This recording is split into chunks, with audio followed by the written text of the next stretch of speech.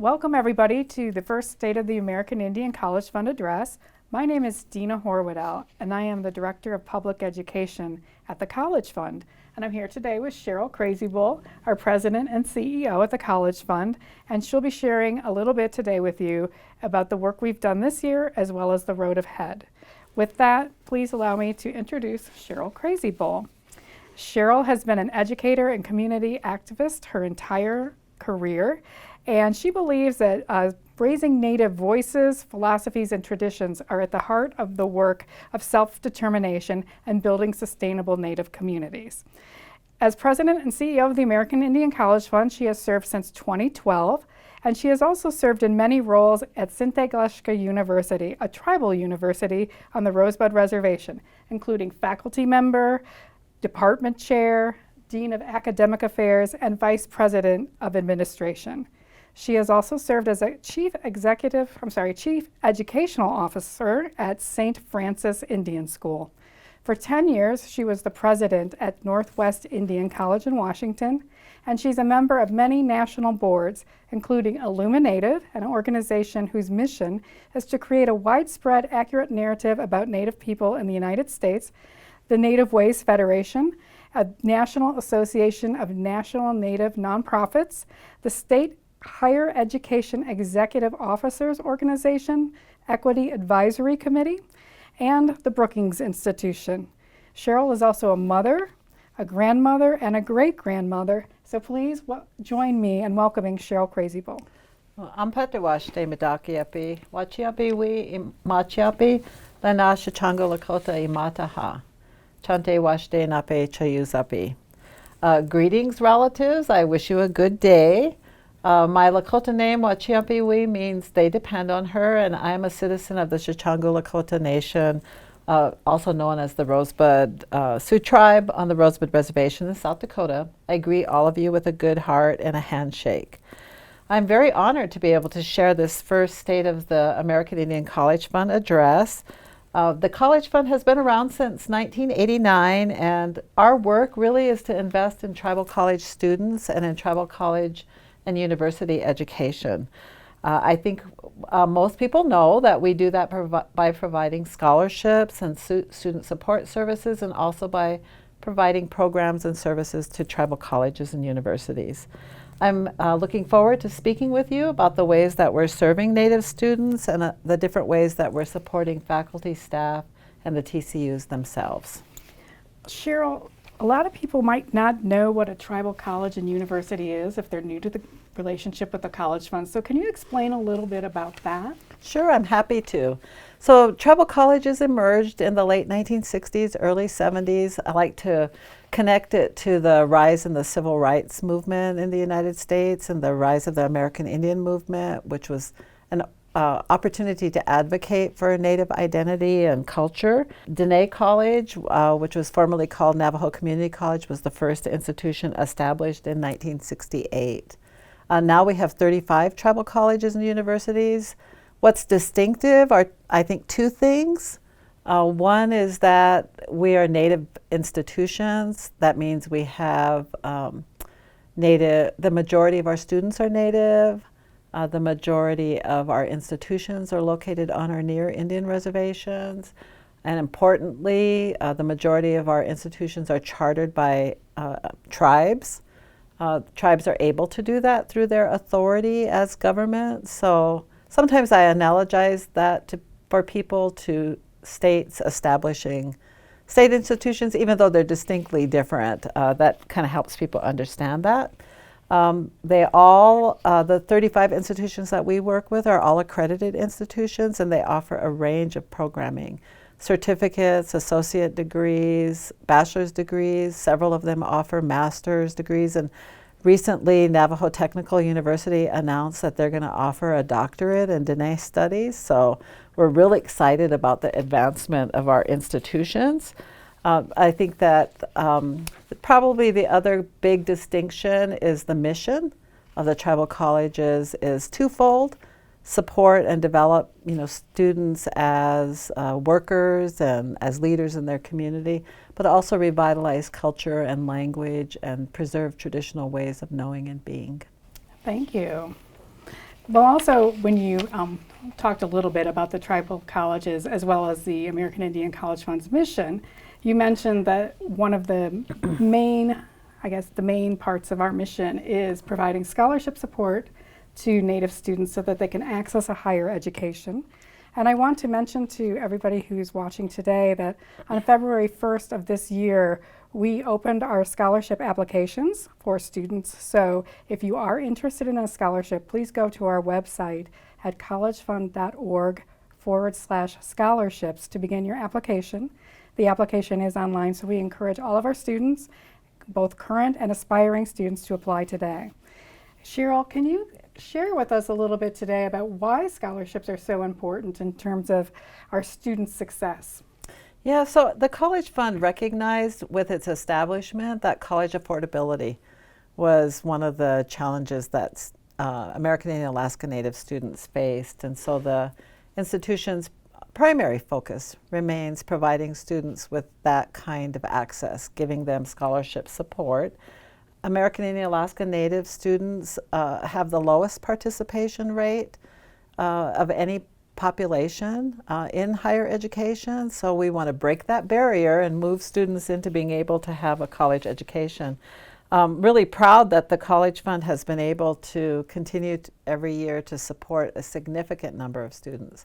So last year, around 4,000 students from over 200 tribes were able to access scholarships with us, and super proud that we were able to distribute over $13 million to those students for their college access. Which is fantastic. And to date, we currently offer more than 258 unique scholarship programs for scholars to attend. Our College Fund scholars are currently attending more than 200 colleges and universities across the country in 42 different states. So that's quite an accomplishment.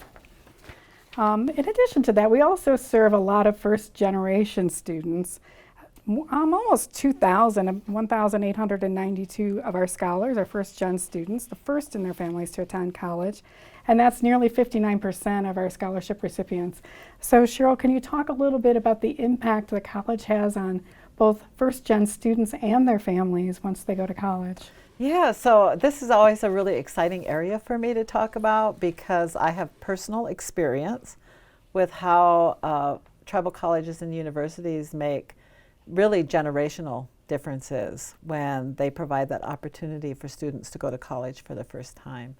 First-gen students, they don't know how to navigate college. They don't know what resources are available to them. They don't have that role modeling that many people would need in order to be successful in college. So what we see is that if we're able to support first-generation students with more than a scholarship, if we're able to communicate with them, give them some coaching, help them build relationships within their tribal college, then they're going to stay in school and they're going to serve as role models for the rest of their family. And I often share that my sisters and sister-in-law graduated from tribal college as teachers. They graduated from St. Nicholas University. Their children went on to college. Some of them became teachers themselves, and now their grandchildren are going to college, and some of them are becoming teachers. Some of them are doing other kinds of things, but I see that intergenerational role modeling that occurs when first-generation students have that access to college. Fantastic. And then in addition to, you mentioned that students often don't know what resources are available to them if they are a first-gen student, or if they come from a family where perhaps they're not the first-gen student, but they're in a remote rural area. Can you talk a little bit about our College Pathways programs and how those programs help students access a college education from high school? Yeah, so one of the things that the tribal colleges have always been committed to is that, you know, cradle to grave, I guess they call it, kind of experience of education. And one of the things that we know is that because there's that lack of access to the higher education kind of ecosystem that exists, that we needed to provide a way for students to see themselves in post-secondary education sooner. So several years ago, with the help of the Andrew Mellon Foundation, we established the College Pathways program, where we work now with around 90 high schools that are located on or near Indian reservations, near our institutions, to help them, students and their families. And I think the family connection is what really makes the difference. Help them understand what it takes to find a college. What's a good fit for them? What are the resources that they'll need? How to get through all the forms, the college admission forms, the financial aid forms. So we're real excited that we're able to provide that support. We also have been able, and I think it's one of the advantages of the virtual option, we're able now to provide students with webinars and access to an annual summer conference where literally hundreds of students are able to learn about college access and how to navigate that system. And equally important, we're teaching staff at high schools and staff at tribal colleges how to create that pathway themselves. So Cheryl, our work to increase Native student enrollment in higher education was validated recently when we received a 5-year grant from Lilly Endowment, Inc. Can you talk a little bit about that program and how that is going to help us with our work with tribal colleges and universities? Yeah, thank you. I'm so excited to talk about our relationship with the Lilly Endowment as well as this particular program. The Lilly Endowment has been a longtime partner of the College Fund, a very valued relationship. They have seen the promise of the work that tribal colleges and universities do and the promise that students have for their future.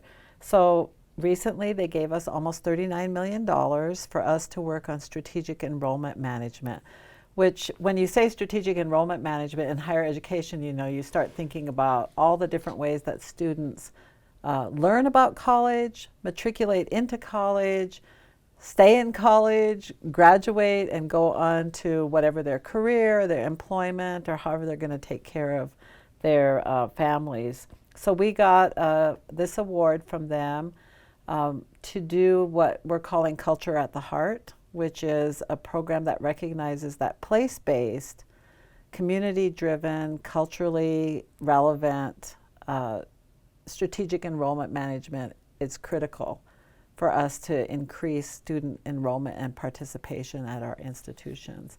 I do also want to give acknowledgement to the Margaret A. Cargill Philanthropies, a longtime partner of the College Fund in many areas, who piloted this strategic enrollment management program through our Cultivating Native Student Success, helped us lay the foundation for the successful work that I know we're going to do with the Lilly Endowment resources. Next, I'd like to talk a little bit about the storytelling approach that the College Fund has been using to promote its work. Can you talk a little bit about the Student Ambassador program that we have launched several years ago now and the success of that? Yeah, so we've had the Student Ambassador program since 2015, and each year we select a cohort of students that we train on how to take their story and present their story to the public. So those students become our ambassadors. They go over, they talk to reporters, they appear at events, they join us whenever we want to take the reality of their experience as students in college, particularly at tribal colleges and universities, and share that with a broader public. And they also do a lot of promotion of the College Fund's programs and scholarships, helping put a face to the generosity, really, of people who give us support for education. Then as part of our storytelling, we also have a TCU Visibility Cohort program. And that program was launched a year ago with a cohort of 3 tribal colleges and universities. And the program helps these TCUs create communications plans and communications to generate greater, broader awareness about their institutions as well. So can you share a little bit about the inspiration for that storytelling program? Yeah, so the College Fund is very good at storytelling through our public awareness campaigns.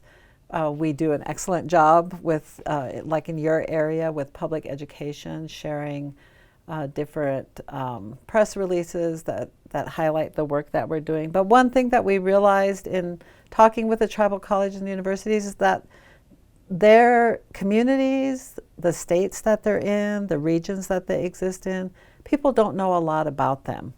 So this was an opportunity for us to use a more deliberate approach to help tribal colleges build their ability in their place to tell their story using our experience and our knowledge as an organization, putting into practice the kinds of things that we historically do as an institution. And then we also have staff at the College Fund who do a great job with storytelling. Our resource development portion of our organization sends out newsletters. They have stories of students on our website, etc. And then in addition to that, we have a public relations outreach that we do here at the College Fund to tell our story and to raise greater awareness of our students and the institutions we serve. And I just did want to share this year, one of the things that we did to amplify our expertise as well as the expertise of the tribal colleges and universities is we worked in collaboration with the Center for American Progress on a 3-part series about the impact that tribal colleges have in their communities. That is on our website as well as the Center for American Progress's website. And we used that series as well as the research that they created to share with our elected officials in Washington, D.C. as part of the AHAC Student Legislative Summit this year in Washington, D.C. with our national elected officials to underscore the need for funding for the tribal colleges and universities. In addition to those stories, you can find a whole wealth of storytelling on our website at collegefund.org, and you can find our annual report, our 990, as well as our financial reports on the website as well. Finally, I did want to share a little bit about storytelling and kind of delve into the This is Indian Country PSA that we're promoting across the nation. So if you can share a little bit about that and I guess the philosophy behind that PSA. Sure. So This is Indian Country is a campaign that was developed in our long-standing partnership with Wieden & Kennedy, an international advertising agency. The This is Indian Country campaign really came out of a realization that the timing was right for us to do something more provocative to cause more members of the general public to want to learn more about Indigenous people. So the This is Indian Country, we hope that tagline makes people think, like, what do you mean when you say this is Indian Country? And then they'll go to the thisisindiancountry.com website and look at all the resources that are available there to learn about tribal communities, tribal people, to learn about our contemporary issues and our dreams for the future. We're really happy that we're really happy that that campaign was launched with a full-page ad in the New York Times on Indigenous Peoples Day in 2021. So we've been engaged in the campaign for some time. We've had 2 Indigibration concerts associated with it, also around Indigenous Peoples Day, which is in early October. And so building on that success, we also launched the hashtag Indigenous Everyday campaign. And we invite people to go to that hashtag and look at the different kinds of resources and hear the stories that people are sharing about their Indigenous lives. So, thank you. And finally, we do have events where people can come out and meet us and also meet our students, our student ambassadors. Our first scheduled Eats event, which is a culinary event featuring Native cuisine, is this May 2nd in New York City. And so we hope you'll all join us there. And you can check out more at collegefund.org and click on the For Friends and Allies tab where you'll find a full schedule of events. Cheryl, I know our work in research and programs is particularly exciting to you. Can you speak a little bit about the College Fund's work in this area? Yeah, I'm really happy to do that because research and evaluation is about storytelling. And there is a dearth of research about American Indians, Alaska Natives in higher education. And just broadly, there's a lack of research. And what I realized when I came to the College Fund is that there was an opportunity for us to weave research and evaluation into our storytelling focus, into our public awareness and our public education. I also realized that we could contribute to understanding research and evaluation from an Indigenous perspective, which is really rooted in community and understanding what the community views as success. So because we are able to bring together those resources associated with research, evaluation, storytelling, community engagement, then we're able to speak to higher education in tribal communities and with tribal students. So that allows us to sponsor and support research and to work with other partners to get that done. I know our research team is doing some groundbreaking work in several different areas, including affordability, TCU sustainability, student experiences, and more. And I was wondering if you could talk a little bit about the work that they did in college affordability that came out last fall. Yeah, it's particularly valuable contributions that the College Fund, along with some of our partners, are making to understand the Native student higher ed experience. So we're working with 3 other national Native scholarship providers. We call ourselves the NNSP, National Native Scholarship Providers. That includes the American Indian Science and Engineering Society, or ASIS, the Cabal Scholarship Program, which is operated as Indigenous Education Incorporated, and Native Forward Scholars Fund, which many people would recognize as the American Indian Graduate Center. So we decided to get together and conduct research that's relevant across all the Native student populations that we work with. And one of the first areas of research that the group worked on was what is the experience of Native students with college affordability. And we were able to publish a study that showed that that college affordability is a barrier. One of the things about research is sometimes you know something, but you need the data to shore up what you know. So we discovered that. We also really, so looking at that whole college affordability, give some policy recommendations for increasing scholarship availability, increasing programs that help students navigate college admissions, financial aid, packaging, those kinds of things all came out of that. At the heart of it is the fact that we're participating at probably half the rate of other students of other people in higher education. So get in there, remove that barrier around affordability to help students navigate that. And the other point I'll make about that is that the report also shows areas of additional research that's needed, because we don't know the impact of things like student loans or how COVID-19 and the pandemic and this shift in how education occurs. We don't really know the impact of that on our students yet. So we're hopeful that we're able to contribute in that as well. And that's great. And the other thing that we do at the College Fund is we make our research available to TCUs and the public, and people can find that on our website in our research repository at collegefund.org/research. So please do check that out. Then in addition to research as a tool, not just for storytelling, but for developing the intellectual expertise of the tribal college community in general, one of the things that the College Fund focuses on is faculty development.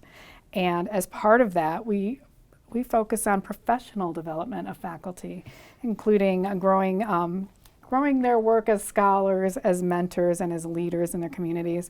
And we also want to, of course, increase Indigenous representation of faculty at tribal colleges and universities to strengthen their communities. And as part of that, we offer faculty convenings, faculty research opportunities through writing retreats that we hold. And we also publish the Tribal College and University Research Journal, which is the first of its kind in the world. And faculty are invited to, just like any research journal, conduct research and have their research published in our publication.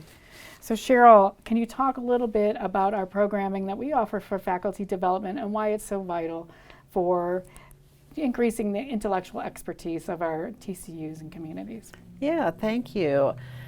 Faculty are very special in that they really are. I always think as an educator that where success happens for students in college is in the classroom.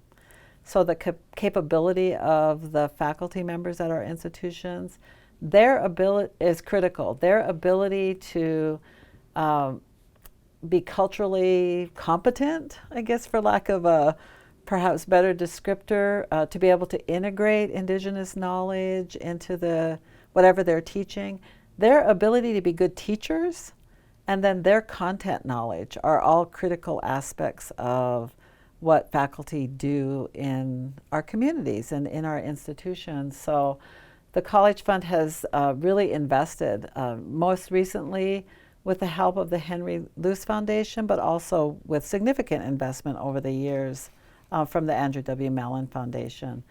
We've invested in fellowships and mentoring programs that you were mentioning.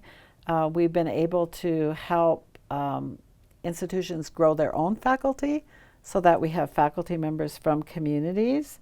And I think the other point that I'll make is that when you have tribal college faculty engaged broadly in higher education, they are bringing a knowledge base that doesn't exist in other places. They're bringing an understanding of relationship, of reciprocity, of representation into that bigger higher education community and then into society. So faculty have a real vital role. Sounds like they're serving as real role models for how to be in community as well as in faculty members in general. Yeah, I would agree. With that, I want to talk a little bit about TCU programs that the College Fund sponsors. I know we sponsor many culturally relevant programs that we offer the TCUs to participate in. So can you share a little bit about that? Yeah, so the College Fund several years ago began to connect funders, I guess, to TCUs by serving in two capacities. One as a intermediary, where we're able to help TCUs with their capacity building and their place-based work by giving grants to them, sort of passing those grants to. But the other, perhaps more significant contribution that we make is we lend expertise and we lend knowledge. So across our system, across all the work that the tribal colleges do, and across the ways that the College Fund supports them, we develop these, I keep trying to think what's the right word to say, but they're really programs that are rooted in indigenous knowledge and ways of being. And we help communities capture and revitalize that and re-identify for their communities those things that are of value to them. So a couple of examples of that is we have a long-standing Native Arts program. The origination of that was to look at endangered and lost arts, and it's evolved now to provide a variety of art experiences for people in communities, where we have community experts, cultural experts, sharing their knowledge and helping that in an intergenerational way. We have a very robust education program in many levels, indigenous higher education, services like with high school equivalency completion programs. We're offering teacher education programs and giving the teachers an opportunity to grow and develop and become, parts of their school systems. We have a long-standing early childhood education program that's entirely rooted in helping place-based teachers or helping place-based students become teachers in higher education using community-driven curriculum development and things like that. So we have a lot of programs. Perhaps the last one I'll mention is, or maybe I'll mention two, our sustainability work, where we're helping tribal colleges and universities focus on issues of the environment and the ecosystems that they exist in. And then our Indigenous Visionaries program, which we've had for a number of years, where we really promote and develop Native women's leadership through mentoring and community projects. So there's a number of them. Like you've been sharing, go to our website. You can read the blogs. There's a lot of great sharing there. Well, Cheryl, it's been really fulfilling to look back on our successes this past year with you.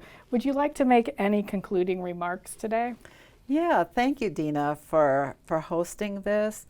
You know, our work is never done. I think that it's really important for people who are thinking about the college fund and how to support education as the answer to so many of the challenges that our communities face, that people both celebrate the work that we've done, but also look to the future and look to how we can continue to do that really great work. I do want to recognize that we have many friends and allies across the country who make this possible. Many people don't realize that the College Fund depends entirely on the generosity of individuals, corporations, foundations to do our work. So it's real important to have people walk with us as we create success. I have to acknowledge the work of our staff and our team at the College Fund. We have a wonderful board of trustees who really steward the College Fund in its success. We have many partner organizations, and I just want to recognize them. And then because of the timing of this State of the College Fund address, I want to congratulate the 35 students who received Student of the Year awards recently at the American Indian Higher Education Student Conference. Those students really, you know, they represent the really wonderful students that attend tribal colleges and universities across the country. I want to give a shout out to Dr. Michael Ochogi, the president of Nebraska Indian Community College and a member of the College Fund's Board of Trustees, who was recognized as our 2023 TCU presidential honoree. His great work, and the confidence and dedication that he has really made a huge difference. And finally, you know, the College Fund at tribal colleges and universities, our students, we're all successful because of our communities. All of us have been inspired by generations, really, of supporters. I want to give a special shout out that this past year, you know, we lost a very beloved mentor of mine, Dr. Lionel Bordeaux, who was the long-serving, I think, longest-serving president of any college or university in the United States. And we know that his spirit is still here, as are those of all of those who have gone before us, to give us the strength that we need to continue to do our work. So at the College Fund, you know, we believe education is the answer. It's the foundation of the work that our Native communities do in order to revitalize and reinvigorate all of the communities, the nations, our languages, and our cultures. So we're very committed to that success. So I thank everyone for joining us. Thank you, everybody.